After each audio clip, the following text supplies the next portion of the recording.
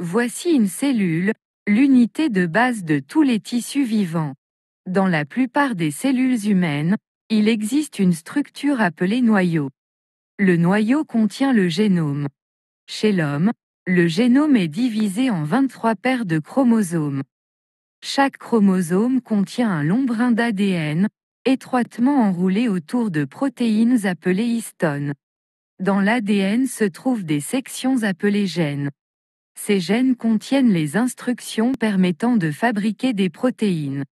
Lorsqu'un gène est activé, une enzyme appelée ARN polymérase se fixe au début du gène.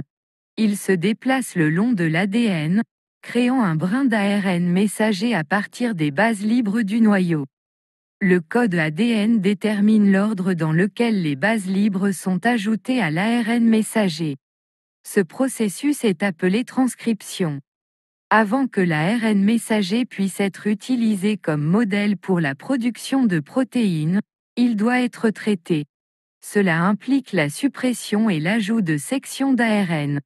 L'ARN messager quitte ensuite le noyau pour rejoindre le cytoplasme.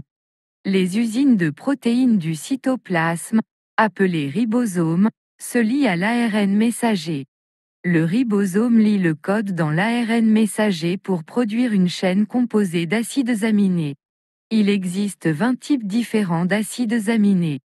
Les molécules d'ARN de transfert transportent les acides aminés au ribosome. L'ARN messager est lu 3 bases à la fois. À la lecture de chaque triplet, un ARN de transfert délivre l'acide aminé correspondant. Ceci s'ajoute à une chaîne croissante d'acides aminés. Une fois le dernier acide aminé ajouté, la chaîne se plie en une forme 3D complexe pour former la protéine.